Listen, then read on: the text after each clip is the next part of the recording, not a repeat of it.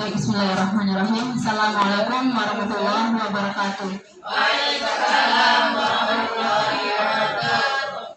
Alhamdulillah rabbil alamin. Wassalatu wassalamu ala asrofil anbiya'i wal mursalin wa ala alihi wa ashabihi rasulillah.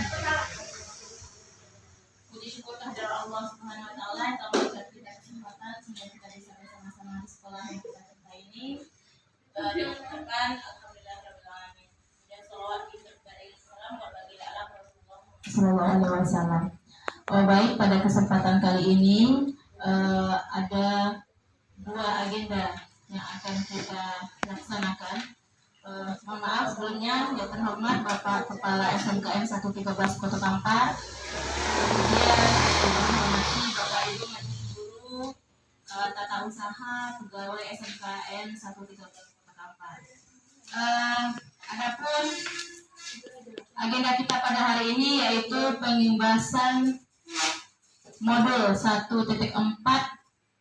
terkait materi budaya positif yang akan disampaikan oleh calon guru penggerak angkatan 6 yang berasal dari SMKN 113 Kota Kampar. Baiklah, mudah-mudahan acara kita bisa berjalan lancar dan marilah kita baca basmalah mengawali acara kita pada kesempatan kali ini. Bismillahirrahmanirrahim. Baik, yang pertama kami persilakan kepada Ibu Winnie Anggrani Sari, SPD, untuk menyampaikan pengimbasan materi modul 1.4 terkait budaya positif. Kepada Ibu Winnie, dipersilakan.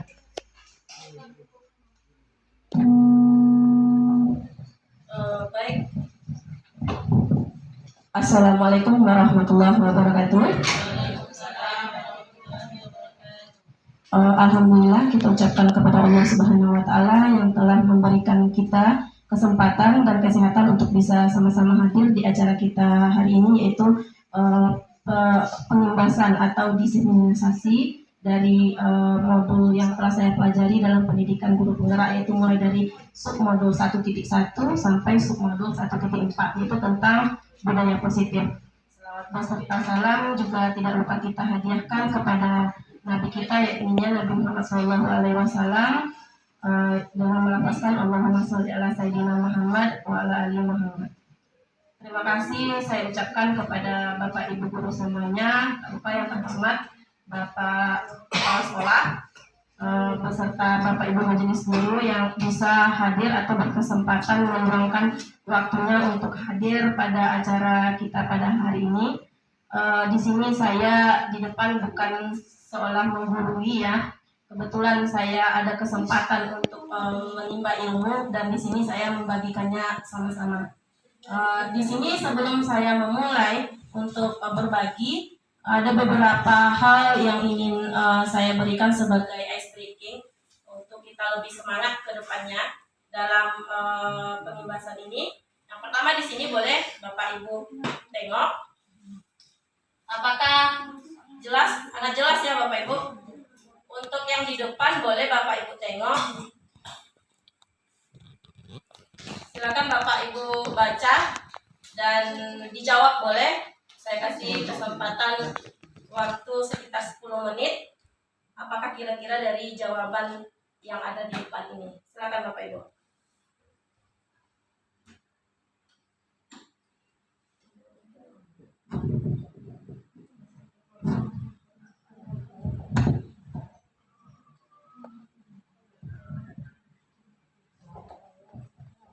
Nah, di sini ada kita membayangkan ya, seandainya kita adalah seorang supir bus, yang mana pada pemberhentian pertama masuk 6 orang, kemudian pada pemberhentian kedua keluar 3 orang, dan masuk 5 orang. Pemberhentian ketiga 2 orang, penumpang keluar dan 7 orang masuk. Nah, pertanyaannya berapakah usia sang pengemudi dan apa warna bajunya? Nah, saya kasih kesempatan dulu untuk 1 orang pertama. Siapakah yang kira-kira yang bisa? Ini kita jangan terlalu serius ya Bapak Ibu. Boleh nanti keluarkan oret-oretnya, boleh. Nah, boleh keluarkan oret-oretnya, tambah-tambahkan boleh. Siapa yang bersedia memberikan tanggapannya? Boleh Bu Siti Aminah?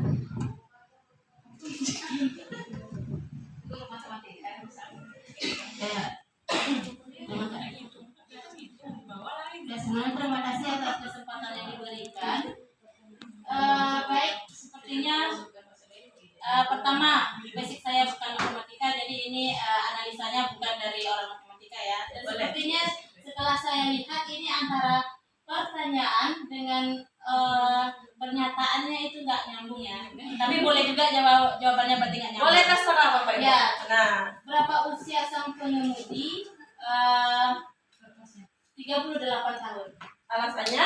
Alasannya, tunggu, bukan.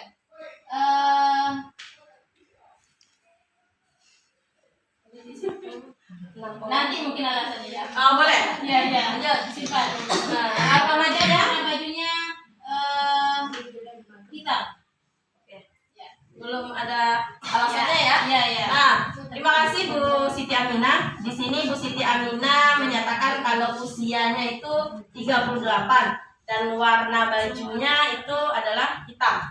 Nah, ini kebetulan saya guru matematika ya, jadi saya suka dengan angka-angka. Jadi kalau seandainya nanti jawabannya berbeda boleh saja, karena Boleh diulang.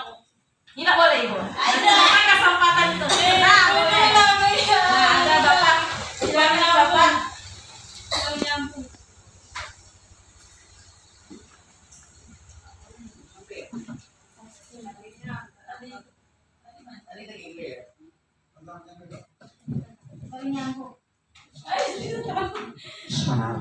Assalamualaikum warahmatullahi wabarakatuh. Waalaikumsalam. Terima kasih Bu Nadia.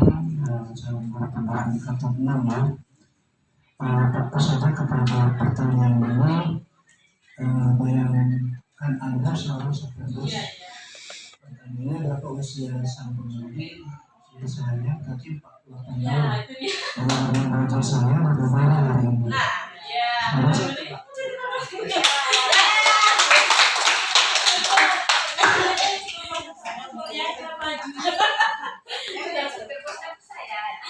terima kasih kita ucapkan kepada Bapak Tri yang telah memberikan jawabannya. Jadi intinya apa Bapak Ibu dari pertanyaan atau ice breaking saya yang pertama ini?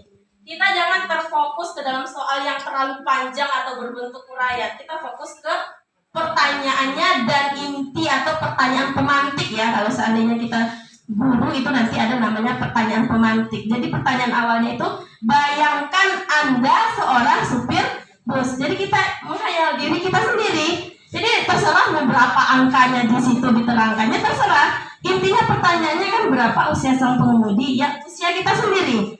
Kemudian warna bajunya juga warna baju kita sendiri. Nah, ini ada satu lagi. Untuk semoga nanti setelah gotong royong ini semangat untuk berbaginya ya Bapak Ibu. Nah ini, lampu apa yang ada di persimpangan jalan? Kemudian kenapa mobil berhenti di lampu merah? Minuman apa yang paling murah di warteg? Kemudian binatang apa yang jago berenang? Jika seekor kuda menghadap barat laut, ekornya menghadap kemana? Jadi boleh silakan dulu sambil ditengok-tengok pertanyaannya, simpan pertanyaannya. Boleh dicatat juga sambil nanti karena ada 5 pertanyaan mungkin tak ingat nanti kalau seandainya langsung disampaikan, boleh Bapak Ibu catat dulu. Nanti saya kasih kesempatan juga 2 orang Bapak Ibu untuk memberikan pernyataannya. Terima kasih.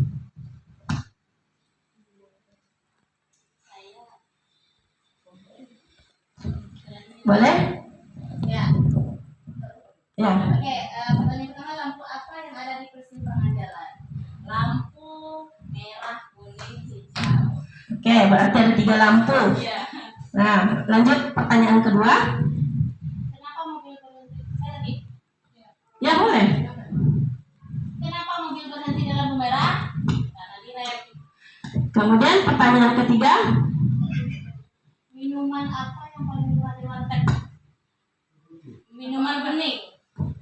Oke, lanjut. Yang nomor 4. Binatang apa yang jago berenang? Bebek. Bebek. Kemudian, jika seekor kuda menghadap barat laut, ekornya menghadap kemana? Bawah. Ke bawah. Ke bawah ya. Oke, ke bawah. Ya, itu. Ada lagi? Terima kasih Bu Siti Aminah. Ada lagi satu orang, saya harapkan untuk berbagi pendapatnya. Boleh, siapa yang mau?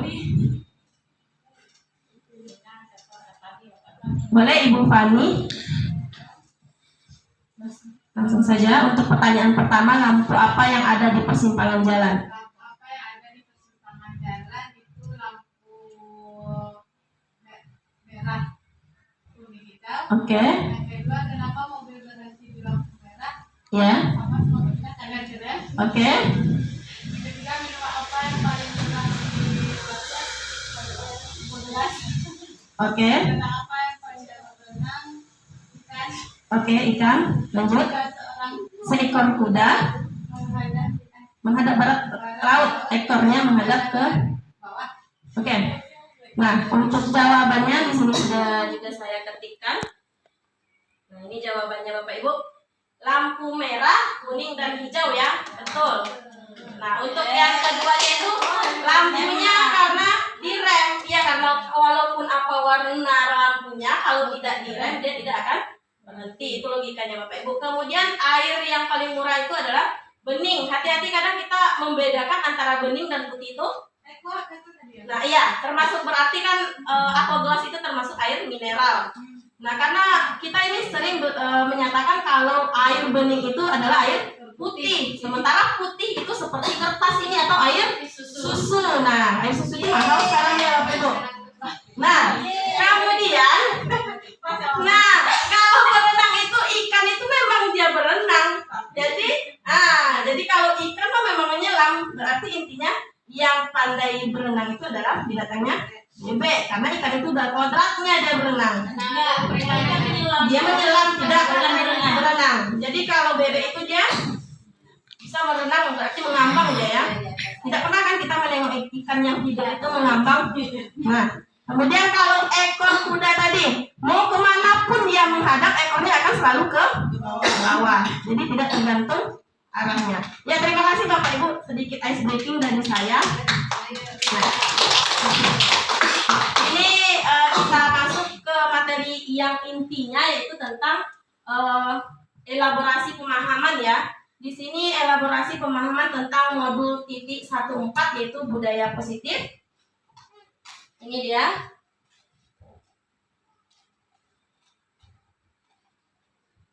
Yang mana nanti pada budaya-budaya positif ini ada beberapa hal yang akan saya sampaikan. Yang pertama itu ada disiplin positif dan nilai-nilai kebajikan universal.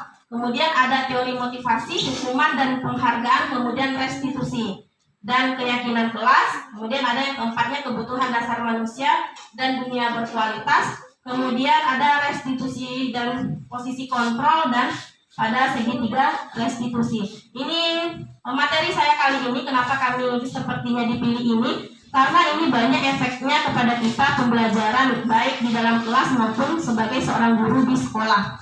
Jadi kegiatan-kegiatan ini banyak kita jumpai dalam kehidupan kita sehari-hari, yaitu sebagai seorang pendidik atau pengajar di sekolah kita.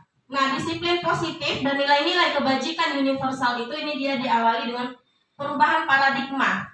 Nah, seandainya Bapak Ibu, ini misalnya nanti ya ada si A, ada si B, itu tidak akan sama persepsinya. Misalkan ini dia, ada A dan temannya, sobeklah secari kertas kecil, kemudian tuliskan ada benda sesuatu yang sangat berharga untuk kita atau kita genggam. Nanti jika ada kawan lainnya yang si A atau si B itu mencoba dengan sekuat tenaga dan berbagai cara atau merayu kita untuk memberikan benda tersebut ke kita. Nah, bisa membujuk, menghardik, mengancam, merayu, apapun lah itu. Apa yang akan terjadi? Nah, ini perlu penekanan karena tidak semua jawaban kita akan sama. Karena kita punya trik sendiri, punya alasan-alasan tersendiri. Kadangkala ada seseorang itu yang mementingkan egonya, yang tidak akan membuka dan dia bermaksud itu adalah prinsipnya. Jadi tidak akan pernah membukanya walaupun rayuan apapun, ancaman apapun yang diberikan kepada orang tersebut tidak akan mengubah prinsip awalnya. Ada sebagian orang yang dia mempunyai alasan tersendiri, misalnya dengan melihat subjek atau orangnya yang melakukannya atau objeknya. Misal dia mungkin menengok atau kondisinya, mungkin seperti kita memegang uang. Ini yang genggaman kita ini uang. Uang ini kita tidak pernah ingin meminjamkan kepada seseorang. Kita menganggap ini tabungan saya, tidak akan pernah diganggu gugat oleh siapa saja orangnya, bahkan mungkin oleh keluarga kita sendiri. Tapi di satu sisi, karena ada satu orang teman yang sangat membutuhkan, ada tersirat hati nuraninya kasihan atau rasa yang lainnya. Jadi bisa saja dia akan memberikan pinjaman kepada orang tersebut. Jadi tindakan yang akan kita lakukan itu akan berbeda masing-masing orang. Jadi tidak kaku. Jadi kita harus tahu apa dasar-dasar dari nilai-nilai yang positif itu. Nah, ini nanti yang akan saya paparkan satu-satu tentang disiplin positif itu. Ada di sini nanti teori kontrol atau teori pilihan dari Dr. William Glasser. Nah, nanti di sini pembagian-pembagiannya ada posisi kontrol, ada kebutuhan dasar manusia juga, semuanya akan saya paparkan satu persatu. Nah, Bapak Ibu semuanya, sebelumnya mungkin kata disiplin ini sehari-hari kita anggap disiplin itu adalah merupakan suatu acuan kita dalam mendidik peserta didik kita. Kadang-kala kita menyampingkan maksud disiplin itu sendiri. Kalau menurut kita selama ini mungkin Bapak Ibu sudah menjalankan. Ada sebagian kita menganggap disiplin itu suatu kekangan ya, atau suatu aturan yang wajib dilaksanakan oleh peserta didik kita. Nah, sementara disiplin itu sendiri maknanya itu berarti, ini dari bahasa Latin ya, yang disiplina yang berarti adalah belajar. Makna dari asal kata ini berkonotasi dengan disiplin diri dari murid-murid Sokrates dan Plato. Nah, namun dalam budaya kita makna kata disiplin telah berubah menjadi sesuatu yang harus dilakukan seseorang kepada orang lain. Jadi sering ini yang kita jumpai. Jadi semoga nanti ke depannya dengan acara berbagi ini sama-sama kita mengubah pola pikir kita dan mengubah cara kita samakan untuk menghadapi peserta didik kita ke depannya. Nah, di sini ada nilai-nilai kebajikan universal itu. Sifat-sifat positifnya yang manusia merupakan tujuan mulia yang ingin dicapai setiap individu. Nah, di sini ada setiap perilaku atau perbuatan memiliki suatu tujuan. Ini dinyatakan oleh Dr. William Glasser pada teori kontrolnya tahun 1984. Kemudian di sini dengan mengaitkan nilai-nilai kebajikan, diyakini seseorang maka memotivasi intrinsiknya. Jadi nanti sedikit tersinggung di sini ada motivasi intrinsik. Berarti dari dalam. Jadi nanti ada motivasi itu intrinsik dan ekstrinsik. Jadi ekstrinsik itu yang berasal dari luar. Ini akan saya bahas juga nantinya. Jadi sehingga menggerakkan motivasi dari dalam dulu untuk mencapai tujuan yang diinginkan. Kemudian nilai-nilai kebajikannya di sini adalah semuanya yang akan kita lakukan ini nantinya akan berkesinambungan dengan profil pelajar Pancasila. Masih ingat kan Bapak Ibu? Profil pelajar Pancasila kita itu apa saja? Nah, bergotong royong, berkebinekaan global, kemudian mandiri, kritis, beriman dan bertakwa kepada Tuhan Yang Maha Esa. Itu dia. Jadi intinya yang pertama itu adalah beriman dan bertakwa kepada Tuhan Yang Maha Esa. Itu adalah profil pelajar Pancasila, yang mana dalam profil itu nanti tercakup nilai-nilai. Banyak itu nilai-nilainya. Misalnya nanti seorang guru itu nanti dia bertanggung jawab, ada nilai, ada peran. Jadi nanti semuanya itu tidak terlepas dari profil pelajar Pancasila. Nah, ini dia yang tentang teori motivasi, hukuman, dan penghargaan dan restitusinya. Nah, teori motivasi seperti saya singgung tadi ada dua motivasi. Yang pertama itu eksternal dan internal. Jadi kalau eksternal itu dia hanya untuk menghindari ketidaknyamanan. Jadi dia keinginan itu hanya karena orang lain. Berarti apa yang akan terjadi apabila saya tidak melakukannya, dia berarti ada istilahnya ada sesuatu di ujungnya gitu. Jadi tidak berdasarkan atas hati nurani sendiri. Dia mungkin takut karena dimarahi oleh guru, dia nanti pokoknya intinya dia menghindari ketidaknyamanan, takut atau menghindari hukuman. Kemudian untuk mendapatkan imbalan, seperti nanti dia ingin melakukannya karena dia ingin mendapatkan sejenis imbalan-imbalan dari guru atau orang lain atau institusinya. Seperti kita guru pun ini termasuk motivasi eksternal, misalnya nanti dapat pujian dari Pak Tri, oke lah kita nanti cari sesuatu yang menyenangkan Pak Tri. Jadi intinya karena orang lain. Jadi beda dengan intrinsik tadi atau internal tadi, itu dari dalam. Jadi tujuannya itu disiplin positif untuk intinya dari menghargai dirinya dulu. Jadi ini intinya nanti saya akan menjadi orang yang seperti apa ya bila saya melakukannya. Jadi ada ke dirinya, ada pertanyaannya. Jadi ujung-ujungnya nanti dia akan mandiri melaksanakannya dan bertanggung jawab untuk sampai penyelesaiannya. Nah, ini merdeka menurut Bapak Ki Hajar Dewantara. Merdeka itu artinya tidak hanya terlepas dari perintah, akan tetapi juga cakap buat memerintah diri sendiri. Jadi intinya kita ini harus setidaknya menjadi contoh, action kita dulu. Jangan sekedar seperti ini A B C Z gitu. Jadi intinya kita memulainya dari diri atau jadi sebagai seorang suri tauladan yang baik, baik itu sebagai guru atau sebagai rekan sejawat atau sebagai di dalam masyarakat pun nanti kita harus memulainya dari diri kita sendiri, bukan untuk orang lain. Nah, kemudian di sini ada dihukum oleh penghargaan. Nah, bahwa penghargaan itu berlaku sama dengan hukum. Jadi dalam arti meminta atau membujuk seseorang melakukan sesuatu untuk memenuhi suatu tujuan tertentu dari orang yang meminta atau membujuk, inilah yang namanya dorongan eksternal tadi. Nah, ini dia adalah pengaruh jangka pendek dan jangka panjang, kemudian penghargaan menghukum, kemudian penghargaan mengurangi ketepatan, penghargaan tidak efektif, dan penghargaan merusak hubungan. Jadi nanti kalau dihukum oleh penghargaan, inilah kira-kira yang akan terjadi. Kemudian di sini ada dihukum oleh penghargaan, itu dapat penghargaan menurunkan kualitas. Jadi bisa jadi karena dia cuma menuntut atau dia nanti ada targetnya itu penghargaan, jadi dia terserah saja membuatnya. Jadi tidak dengan sepenuh hatinya. Jadi dia karena kualitasnya otomatis tidak sepenuh kalau seandainya kita mengerjakan dengan sungguh-sungguh. Ini dia. Kemudian ada penghargaan mematikan kreativitas. Kemudian penghargaan mengurangi motivasi intrinsik. Ini bentuk program kebajikannya, apresiasi ya. Dalam memberikan apresiasi atau pengakuan perlu diingat beberapa hal. Ini beri dukungan secara khusus. Ini boleh kita terapkan kepada peserta didik kita. Jadi untuk dia lebih merasa diapresiasi, berilah dukungan secara khusus, beri pengakuan secara pribadi, misal dengan kata-kata kita, merasa bangga atau sebagainya.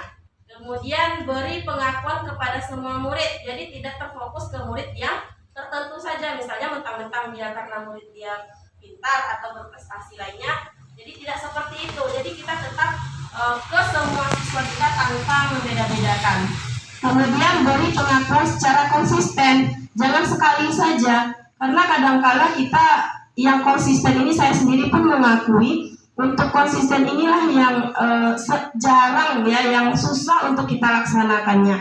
Kadang-kala kita melakukannya sekali ini atau nanti semester depan. Seharusnya kita harus konsisten, jadi sudah menjadi suatu kebiasaan bagi kita. Kemudian fokus kita pada prosesnya, bukan sekedar hasil akhir yang kita nanti, tapi prosesnya itu kita harus fokus.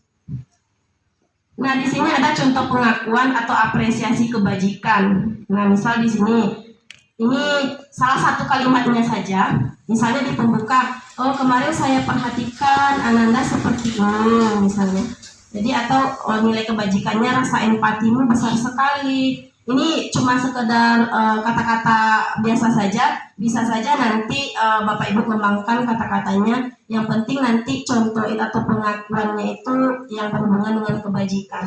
Misalnya di contoh situasinya, misal pada saat mengenal murid baru di kelas kita, apa yang kita kerjakan. Jadi ini hanya sebatas contoh kalimat dari saya. Nah, kemudian ini tindakan guru. Nah, boleh Bapak Ibu baca dulu.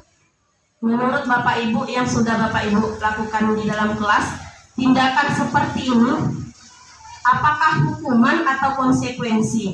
Jadi kita harus tahu dulu ya beda hukuman dengan konsekuensi. Menurut Bapak Ibu hukuman itu seperti apa dan konsekuensi itu seperti apa? Boleh nanti di sini sambil menjawab, boleh? Boleh? Silakan Bu Siti Aminah. Baik. Ya baik, untuk hukuman kalau menurut saya itu bersifat beragam. Dimana ketika anak melakukan kesalahan kita langsung, oh silakan kamu keliling lapangan 2 kali, itu hukuman. Kalau konsekuensi kita kembalikan perbuatan salah tadi terhadap tata tertib yang sudah ada, yang sudah berlaku di sekolah. Umpamanya mereka terlambat. Oke, kamu tahu kamu terlambat, sehingga apa konsekuensinya kalau biasanya kalau terlambat kan sudah ada aturan. Ya, terima kasih. Jadi intinya, kalau hukuman itu dia lebih ke dalam bentuk mendadak pertama, oke. Yang kedua itu lebih ke dalam bentuk yang ujung-ujungnya nanti tindakan itu akan membuat seseorang yang dihukum itu akan merasakan sakit. Jadi satu hal yang perlu kita ketahui, hukuman itu tidak hanya berupa fisik, Bapak Ibu. Jadi lari 100 lapangan bukan sekedar fisik. Jadi dia berbentuk fisik dan universal. Universalnya maksudnya apa? Ucapan kita itu kadang-kadang menjadi hukuman bagi seorang siswa kita. Jadi tolong tengok di sini dulu manakah menurut Bapak Ibu mana yang hukuman, mana yang konsekuensi. Nah, konsekuensi itu seperti sudah dinyatakan tadi, jika dia melanggar, dia akan tahu apa yang menjadi konsekuensinya. Jadi dia sendiri Bapak Ibu yang akan mencari konsekuensi untuk dirinya tanpa kita perlu untuk menanyakannya. Jadi konsekuensi itu adalah sesuatu yang misalnya nanti dilanggarnya dia tahu apa yang akan terjadi ke dia selanjutnya gitu. Jadi bukan berbentuk hukuman langsung. Jadi siapa Bapak Ibu yang bisa untuk yang tindakan guru ini? Yang pertama misalnya ini ya saya contohkan, mencatat 100 kali di dalam buku kalimatnya seperti ini, saya tidak akan terlambat lagi karena terlambat ke sekolah. Menurut Bapak Ibu itu apakah hukuman atau konsekuensi? Oke, konsekuensi. Itu hukuman.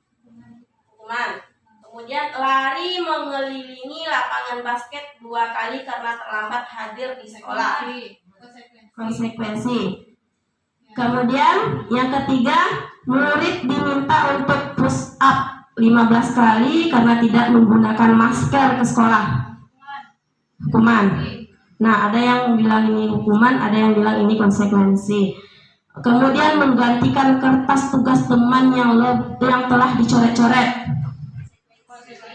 Oke, membersihkan tumpahan air di meja tulis karena tersenggol pada saat belajar. Jadi nanti dia akan membersihkan tumpahan air di meja tulis karena tersenggol pada saat belajar. Konsekuensi.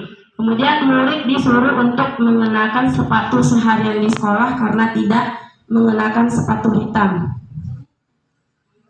Murid kan disuruh untuk mengenakan sepatu hitam. Ini ada sedikit yang tertinggal. Ada seorang murid yang melanggar, misalnya diharuskan pakai sepatu hitam tapi dia tidak pakai sepatu hitam, kemudian dihukum seharian tidak memakai sepatu karena dia tidak mengenakan sepatu hitam. Ya, berarti ini hukuman. Kemudian lari mengelilingi lapangan basket 2 kali karena terlambat 10 menit untuk pembelajaran PJOK. Nah, ini jawabannya sudah saya buatkan. Nah, itu dia. Yang mencatat 100 kali kalimat itu hukuman. Karena ini ujung-ujungnya secara fisik dia kan ini ada lelahnya, capeknya gitu. Kemudian lari mengelilingi lapangan sudah pasti itu hukuman. Kemudian push up sudah pasti hukuman. Nah, menggantikan kertas tugas teman yang dicoret-coret itu kan kesalahan dia yang secara langsung dia ganti, berarti itu konsekuensinya kan. Nah, kemudian membersihkan tumpahan meja juga konsekuensi. Kalau untuk tidak mengenakan sepatu seharian itu hukuman, dan lari mengelilingi lapangan basket 2 kali karena terlambat 10 menit. Ini kalau 2 kali ini rasanya tidak terlalu berat, dan karena terlambatnya 10 menit dan sudah ini disepakatinya, berarti ini termasuk salah satu konsekuensi. Nantilah pertanyaannya, Bu. Nah, ini dia kalau hukuman dan konsekuensi tadi. Ini sesuatu yang menyakitkan harus terjadi kalau hukuman itu. Seperti yang saya bilang tadi, kalau hukuman itu membuat anak sakit atau fisik maupun hatinya untuk jangka waktu lama. Kemudian anak akan membenci kedisiplinannya. Jadi ini efeknya. Dan anak akan merasa terpaksa.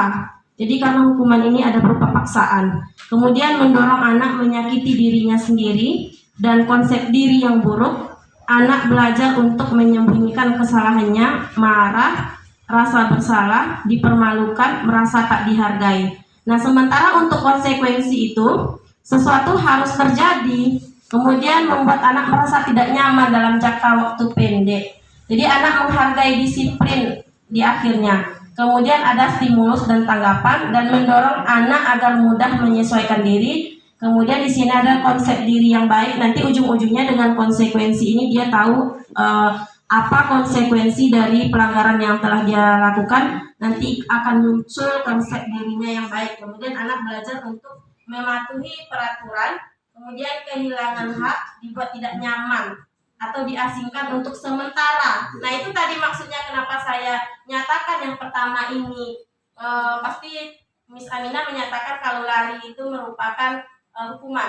Nah, kemarin ini banyak juga yang kelirunya di sini, tapi kembali ke konsekuensi itu dia kehilangan hak untuk sementara saja. Kalau untuk yang lainnya itu dia akan kehilangan haknya secara penuh, bisa dinyatakan demikian. Nah, ini untuk identitas gagal dan identitas sukses.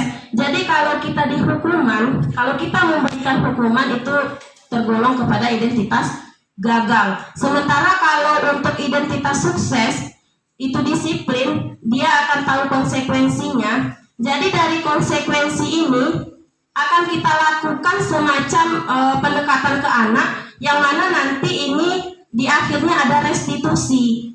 Jadi restitusi ini nanti termasuk ke dalam identitas sukses atau disiplin. Nah, ini ya, karena sudah saya singgung tadi apa itu restitusi. Nah, restitusi itu adalah proses menciptakan kondisi bagi murid untuk memperbaiki kesalahan mereka, sehingga mereka tidak bisa kembali pada kelompok mereka lagi dengan karakter yang lebih kuat. Kemudian restitusi juga merupakan proses kolaboratif yang mengajarkan murid untuk mencari solusi.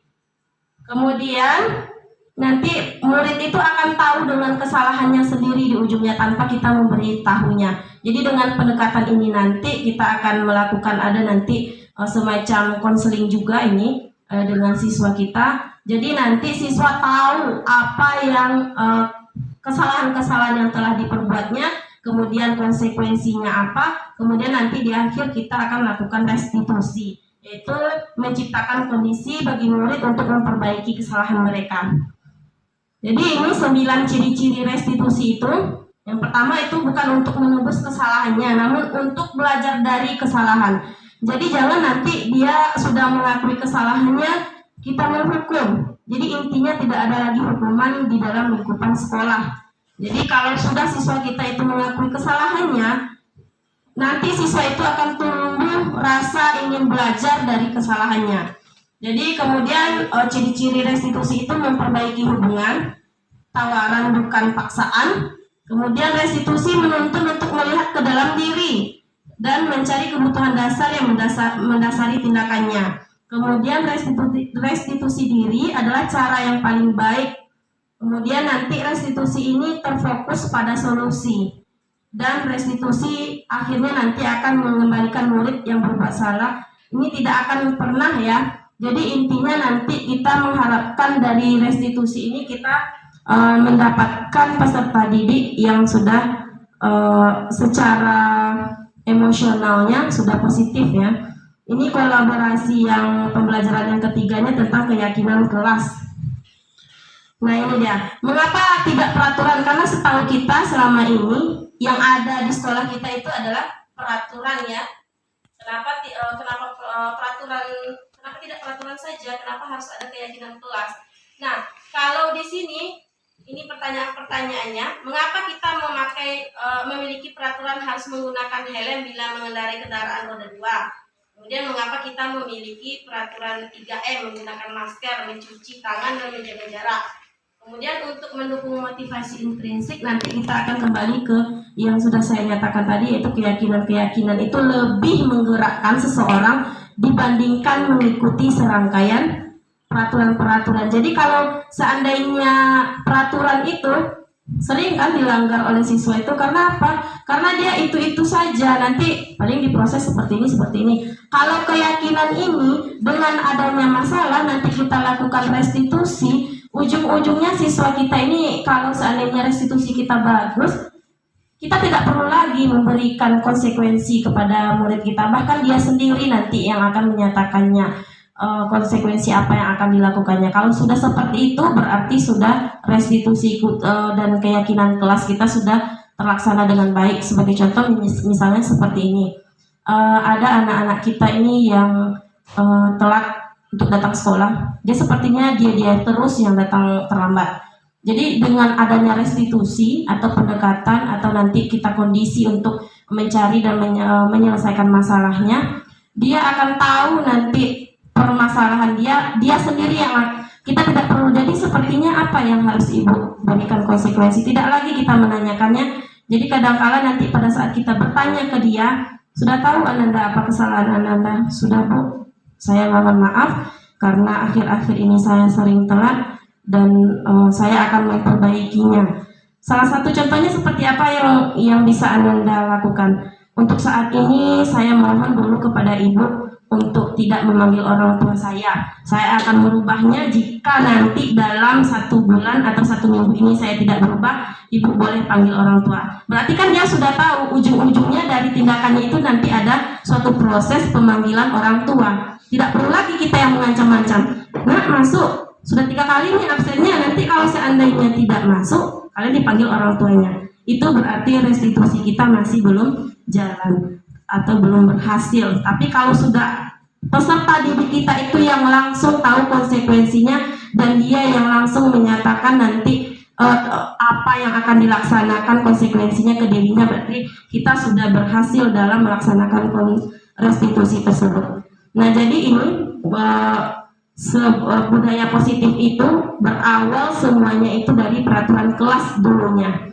Jadi peraturan kelas tadi akan berubah menjadi suatu keyakinan kelas. Keyakinan kelas ini kita buat secara bersama-sama.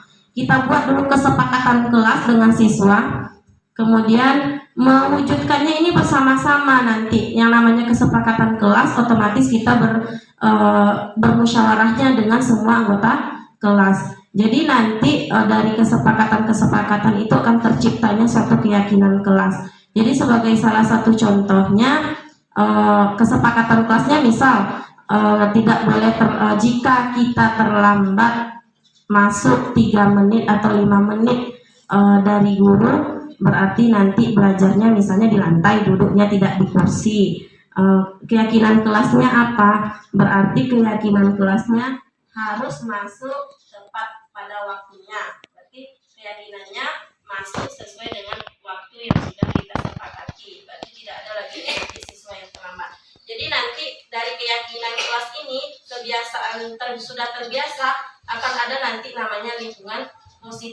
lingkungan positif ini jika sudah tercipta dalam sekolah kita ini akan menjadi suatu budaya. Jika sudah membudidaya, inilah yang ketercapaian dari budaya positif itu sendiri.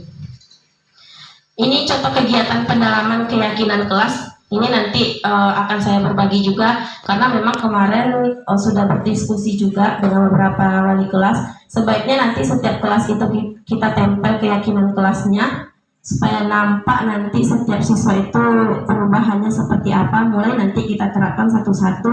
Ini dia hormat, berarti kamu meyakini bahwa sangat penting untuk menghormati semua orang dan barang milik orang lain. Jadi dia tahu menghormati itu bukan untuk dirinya sendiri. Nah, contohnya apa? Kemarin kita sudah membuat beberapa di kelas kita seperti perangkat kelas dan meja-meja yang sudah dirapikan seperti di alas dan lain-lainnya. Dia kalau seandainya dia hanya menghormati orang lain, dia cuma takut kalau seandainya itu sobek, konsekuensinya nanti paling wali kelasnya yang marah. Otomatis dia kadang-kala kalau wali kelasnya yang kontrolnya sebagai teman, itu dia tidak ada rasa takutnya. Jadi kalau seandainya dia mulai dari dirinya, hormatnya itu untuk dirinya sendiri, dia tidak akan membuat seperti itu. Kemudian di sini ada bekerja, kemudian diterima dan dimiliki. Nanti akan saya bagikan ini keyakinan kelas dengan tabel T dan tabel Y ini. Ini contohnya yang hormat itu. Jadi kalau hormat itu dia tampak seperti misalnya datang tepat waktu. Dia tidak akan tampak seperti sering hadir terlambat. Berarti kalau seandainya dia sering terlambat, berarti belum nampak yang hormatnya itu. Jadi hormat itu datang tepat waktu, menyapa teman dan guru setiap hari. Seperti yang sudah kita budayakan di sekolah kita ada 5S ya. Senyum, salam, sapa, sopan, dan santun. Jadi ini budaya yang sudah terjadi di sekolah kita. Ini salah satu bentuk hormat itu seperti apa dan bekerja itu seperti apa. Nah ini dia peraturan. Selama ini peraturan kita. Menurut Bapak Ibu keyakinan kelasnya kemana? Jadi keyakinan kelas itu intinya nilai-nilai yang tercakup pada profil pelajar Pancasila kita itu bisa kita kaitkan nanti. Misal contohnya selalu kembalikan buku ke tempatnya. Berarti dia ada di situ bertanggung jawabnya kan, ada di situ mandirinya kan. Nah seperti itu. Jadi di sini dilarang mengganggu orang lain. Jadi ini dia. Nah itu dia. Selalu kembalikan ke tempatnya. Itu kan peraturan biasanya kita buat. Jadi keyakinan kelasnya itu tanggung jawab. Jadi nanti kita buat tanggung jawab. Banyak hal-hal yang dalam tanggung jawab itu dia akan tahu nanti apa-apa saja yang tanggung jawab itu. Kemudian dilarang mengganggu orang lain, berarti itu keyakinan kelasnya menghormati orang lain. Jadi kita nanti tak perlu lagi buat peraturan, cuma keyakinan kelas dalam satu seperti contoh tadi tanggung jawab dalam satu keyakinan kelas di situ sudah tercakup ke dalam bentuk keseluruhannya, baik dia mulai tanggung jawab dari diri sendiri sampai tanggung jawabnya kepada kelas dan bahkan nanti ke dalam sekolah. Di sini hadir di kelas 15 menit sebelum pembelajaran dimulai. Berarti keyakinan kelasnya menghormati diri sendiri, orang lain, dan di sini dia berkomitmen. Kemudian dilarang melakukan kekerasan, berarti ini keselamatan dan menghormati orang lain. Dilarang menggunakan narkoba, berarti ini untuk keyakinan kelasnya dalam bentuk kesehatan. Kemudian gunakan masker, berarti ini juga dalam kesehatan dan keselamatan. Dan jangan berlari di kelas atau koridor, berarti ini keselamatan dan keamanannya. Nah ini kebutuhan dasar manusia dan dunia berkualitas. Ini dia kebutuhan dasar manusia. Jadi intinya nanti dalam kebutuhan dasar ini sangat erat kaitannya dengan kebutuhan dasar peserta didik kita. Seperti yang pertama bertahan hidup. Jadi kita sebagai manusia itu perlu bertahan hidup. Di situ contohnya apa? Sandang, pangan, papan. Berarti di situ makan dan lain-lainnya, tempat tinggal, rumah, pakaian. Berarti di situ bertahan hidup. Kemudian ada kasih sayang dan rasa diterima. Jadi nanti peserta didik kita ini perlu rasa kasih sayang dan rasa diterima. Jadi perlakukanlah nanti peserta didik kita seperti mereka itu kita sayang, kita terima keberadaannya. Jangan nanti di kelas mending keluar ucapan pernah ini pada saat kami diklat dulu, ibu itu mengakui pernah mengucapkan seperti ini kepada peserta didiknya. Ibu rasanya lebih enak kalau tidak ada kamu di kelas ini. Kelas ini menjadi tenang. Jadi jangan sampai nanti anak itu merasa tidak diterima. Jadi usahakan kita sebagai seorang pendidik itu akan menimbulkan rasa kasih sayang dan rasa diterima. Kemudian ada kesenangan. Jadi jika nanti dalam pembelajaran, saya juga masih belajar ini untuk menimbulkan kesenangan ini. Kenapa? Sulit, apalagi saya matematika.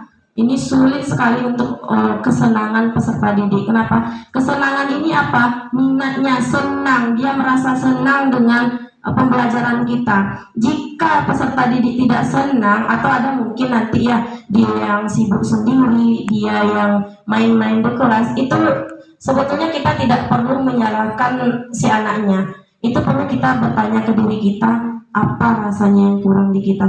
Mungkin saja metode atau strategi yang kita pakai itu tidak menyenangkan bagi dia. Jadi intinya nanti dalam proses pembelajaran kita nanti akan menuntun peserta didik kita ini, dan sehingga nanti mereka bisa menemukan kodrat mereka, baik itu kodrat mereka secara kodrat alamnya maupun kodrat zamannya atau sesuai dengan zamannya. Kemudian nanti kita akan bertugas menciptakan pembelajaran yang menyenangkan bagi peserta didik kita. Jadi intinya apa?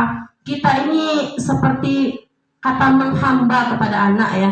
Menghamba itu bukan kita mengagung-agungkan, bukan kita menyembah-nyembah, bukan seperti itu.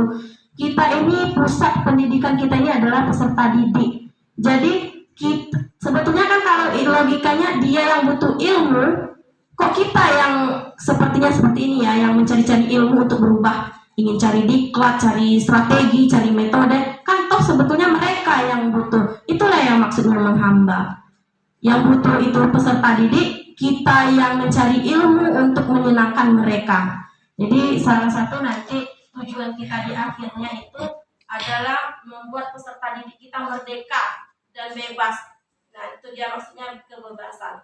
Jadi kebebasan di sini maksudnya bukan seenaknya aja ya, tapi bebas memilih mencari materi-materi itu sesuai dengan keinginannya. Jadi tidak kita fokuskan, oh harus di buku ini buku Kemdikbud banyak di perpustakaan, harus kita pakai semuanya. Tidak. Mereka bisa belajar dengan aplikasi-aplikasi lainnya. Kita kasih kebebasan. Misalnya boleh saja sekali-sekali kita bertanya ke peserta didik, maunya pakai aplikasi apa nih belajar? Banyak sekarang nih. Oh sekarang karena musim TikTok, boleh kita pakai TikTok. Atau nanti seperti pembelajaran ular tangga, boleh pakai ular tangga. Atau nanti ada yang hobinya dengan quizzes, boleh pakai quizzes, karena nanti dalam quizzes itu ada soal, setelah mereka menyelesaikan ada langsung nilainya nampak. Jadi semakin memotivasi. Jadi di sini kebebasan anak itu bukan berarti mereka bebas seenaknya saja, tidak, tapi tetap kita pantau sesuai dengan yang tugas kita sebagai menuntun ya. Jadi ini perlu saya tekankan karena selama ini sepertinya kita menuntut. Jadi harus ini, tapi sekarang dalam dunia era sekarang ini, apalagi yang merdeka belajar itu, kita itu harusnya menuntun atau amal. Jadi kita sebagai pusat tuntunan oleh peserta didik kita. Jadi seperti dulu pernah dinyatakan oleh Bapak pengawas kita, peserta didik itu, pendidik itu seperti seorang petani. Peserta didik itu seperti bibitnya. Jadi jika yang kita tanam itu jagung, walau apapun caranya, tidak akan pernah berubah menjadi padi. Kenapa? Karena kodrat alamnya dia memang jagung. Jadi kita cuma bisa menuntunnya, atau kalau seandainya ibaratnya jagung tadi, kita cuma bisa merawatnya. Kita rawat, kita beri pupuk yang baik, kita perlakukan dengan baik, kita siram. Suatu saat dia akan menjadi jagung yang kualitasnya sangat bagus, yang bisa bersaing di eranya. Jadi begitupun peserta didik kita, dia sudah memiliki bakat alam bakat dari dirinya itu sekitar 80% yang tidak nampak sama kita. Yang nampak itu cuma 20%. Jadi tugas kita di situ nantilah membimbingnya sehingga nampaklah yang keseluruhannya seperti apa peserta didik kita itu.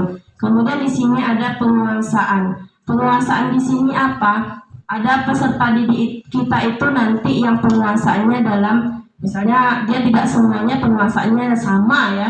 Peserta didik kita itu bebas, dia boleh nanti ahli, misalnya mentang-mentang nanti ini kayak kemarin sudah oleh Bapak Kepala Sekolah kita seperti Wira Aditya ya, dia itu ATPH tapi dia penguasaannya ternyata dalam seni lukisan. Bisa jadi penguasaannya itu tidak sesuai dengan seperti yang nampak sama kita. Jadi intinya di sini kita sebagai seorang pendidik, kita akan memulai membudayakan budaya-budaya positif, mulai dari profil pelajar Pancasila kita beranjak, kemudian nanti kita tumbuhkan budaya-budaya positif nanti di kelas, akan mulai dengan keyakinan kelas kita, sehingga nanti budaya kegiatan-kegiatan itu membudidaya di sekolah kita. Mulai dari kelas kita nanti boleh ke sekolah kita dan bisa jadi nanti ke dunia luar.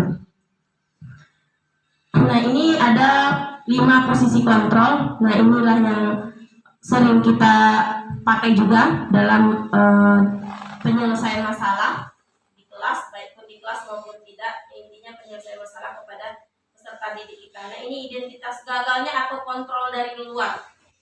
Yang pertama itu penghukum. Seperti tadi banyak kita misalnya nanti telat dia kita hukum berkeliling lapangan misalnya. Itu penghukum, itu termasuk ke dalam identitas gagal. Kemudian pembuat orang merasa bersalah. Nanti kita berceramah, kemudian keluarkan kata-kata seperti kamu seharusnya sudah tahu, ibu sudah lelah, ibu sudah capek.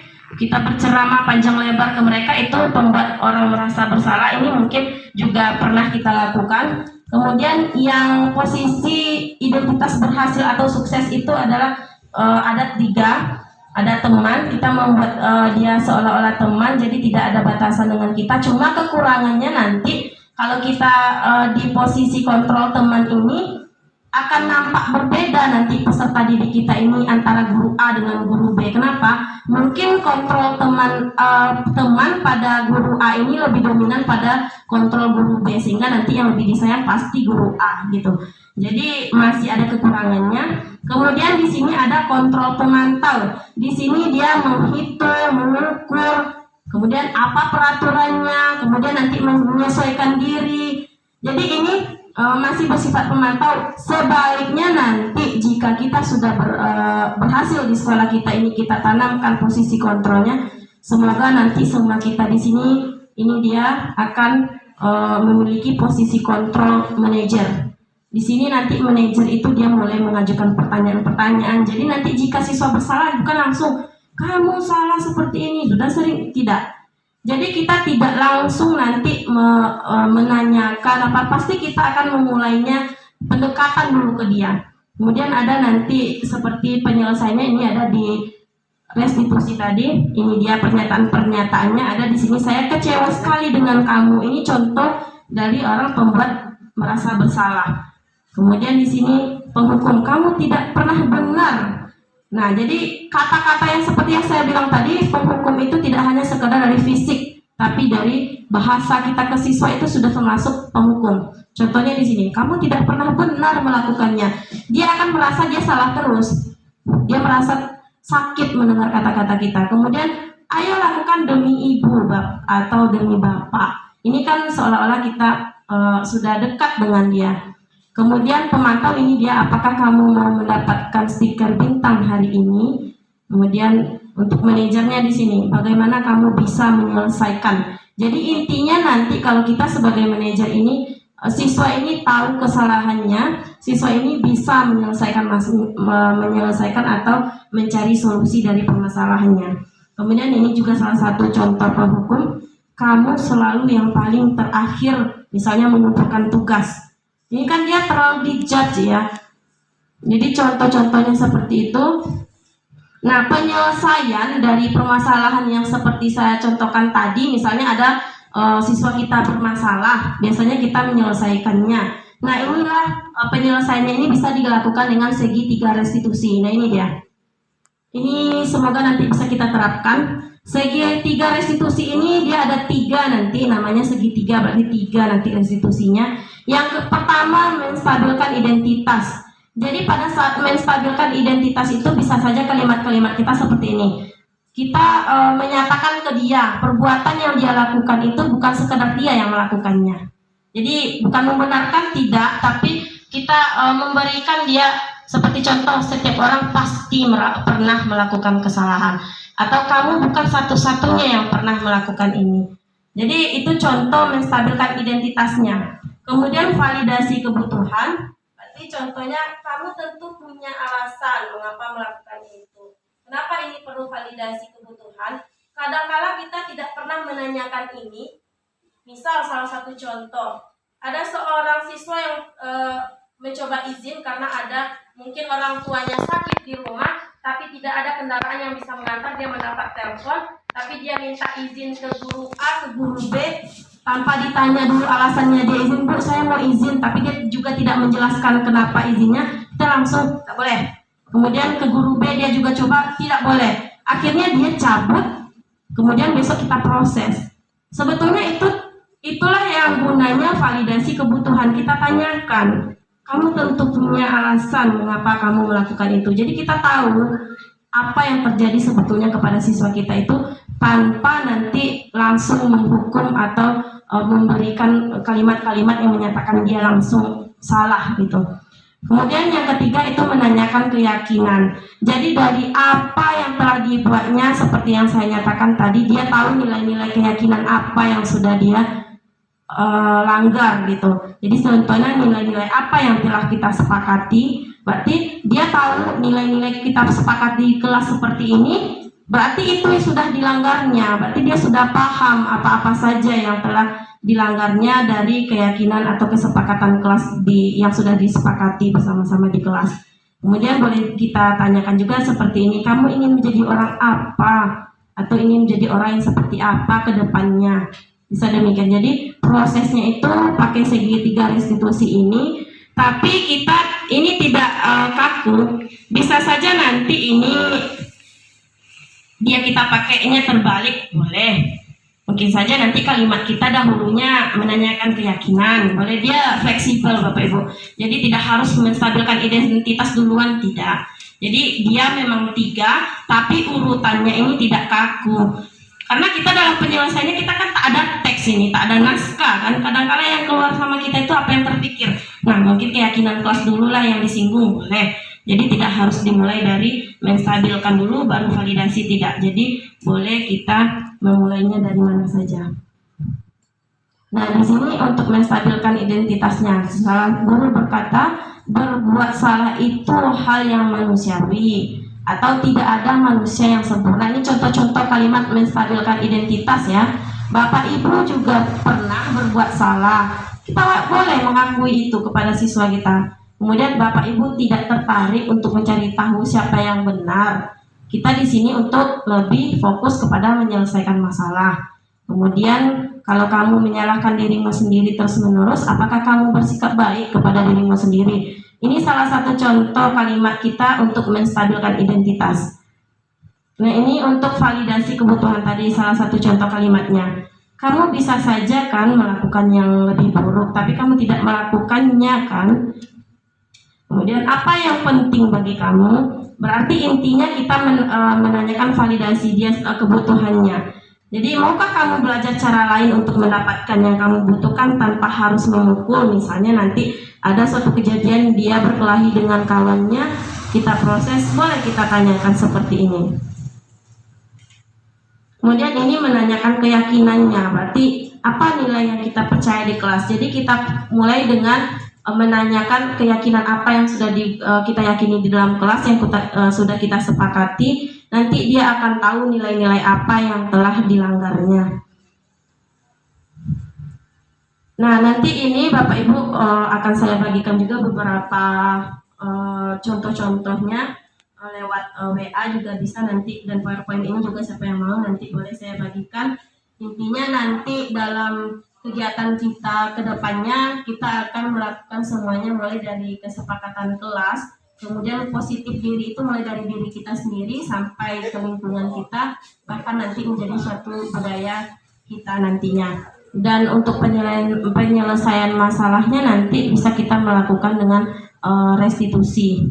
Oke Bapak Ibu semuanya, sebelumnya saya mohon maaf ya Bapak Ibu, ini ada yang tertinggal yang harus saya perlihatkan. Ini salah satu contoh yang sudah saya terapkan di kelas saya, dan cara saya menyelesaikan masalahnya ini dengan segitiga restitusi.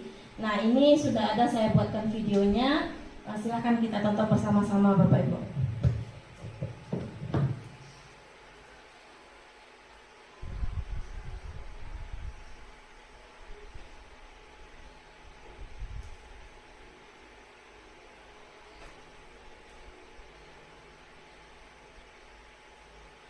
Yang kedua baru dengan segitiga restitusi.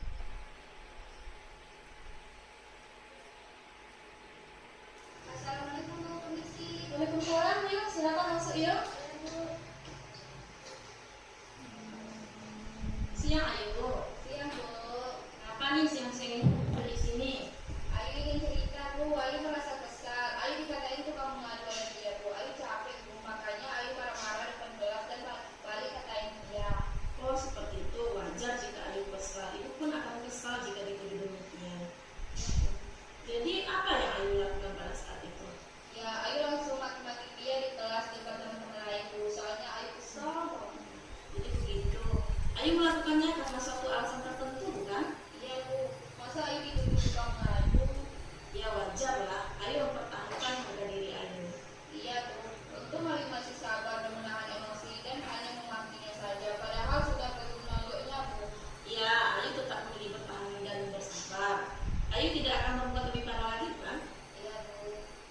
Nah coba kita pikirkan tindakan Ayu ke Pia tadi. Menurut Ayu, apakah sesuai dengan keyakinan kelas atau prinsip Ayu tidak? Tidak Bu, nggak enak juga bermasalah dengan teman sekelas. Jadi keyakinan atau prinsip mana yang kurang sesuai dengan prinsip Ayu? Ayu sebenarnya sangat menghargai orang lain. Mungkin pada saat itu emosi Ayu terpancing, jadi tidak menunjukkan sifat itu. Ayu meyakini tidak menghargai orang lain itu penting buat Ayu? Sangat yakin aku. Iya setuju. Kita perlu saling menghargai. Namun ada juga keyakinan yang kita sepakati yang perlu kita jalankan apabila kita sedang marah, bukan? Iya Bu, Ayu bisa lebih bersabar, menahan emosi dan berpikir mau apa selanjutnya. Kalau begitu, apakah Ayu bersedia memperbaiki masalah ini tidak? Bersedia Bu. Kalau Ayu memperbaiki masalah ini, Ayu ingin menjadi orang seperti apa nanti ke depannya? Ayu akan menjadi orang yang mandiri, bertanggung jawab. Ya, menurut Ayu bagaimana rasanya menjadi orang seperti itu? Ya, pastinya nyaman Bu, bisa bersabar dan menahan emosi. Nah, kalau begitu, ayo kita pikirkan bagaimana untuk memperbaiki masalah ini. Sekarang silakan Ayu boleh balik lagi ke kelasnya, mengikuti pelajarannya lagi ya. Tahu tidak alasannya kenapa Ayu panggil ke sini? Tahu Bu, akhir-akhir ini Nah jadi pada kasus ini ada dua, yang tadi kasus pertama, ini yang kasus keduanya Bapak Ibu. Manusia memang tidak ada yang sempurna. Kita bisa memperbaiki masalah ini. Sekarang Ibu tidak akan mencari siapa yang salah. Namun kita akan sama-sama mencari solusi untuk memperbaikinya ke depan. Fadli melakukan kesalahan ini pasti punya alasan bukan? Kenapa? Pagi ini saya sering begadang malam dan bermain game. Akibatnya saya telah bangun dan malu datang sekolah karena sudah siang. Fadli bisa mempelajari satu perilaku yang lebih efektif dari ini. Bersedia Fadli mempelajarinya? Bersedia. Menurut Fadli, dari permasalahan ini, apakah Fadli melanggar keyakinan kelas kita atau tidak? Iya Bu, saya melanggar. Menurut Fadli, keyakinan kelas mana yang Fadli langgar? Saya tidak mengikuti tata tertib dan aturan sekolah. Saya tidak datang ke sekolah beberapa hari yang lalu.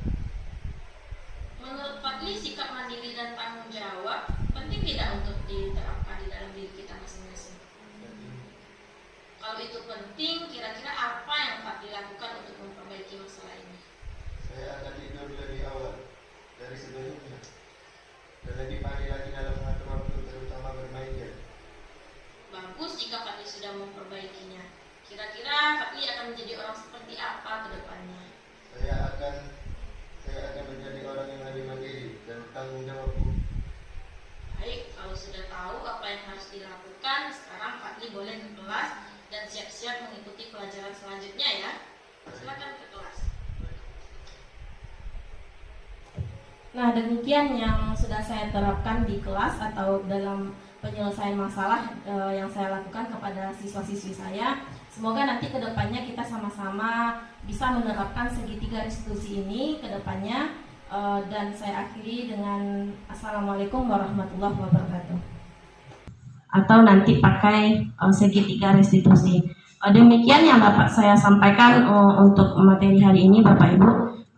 Salah dan maafnya saya mohon dimaafkan karena memang itu adanya saya. Jadi nanti untuk kedepannya akan saya perbaiki. Mohon masukan dan sarannya jika ada, Bapak Ibu. Saya akhiri dulu dengan Assalamualaikum warahmatullahi wabarakatuh.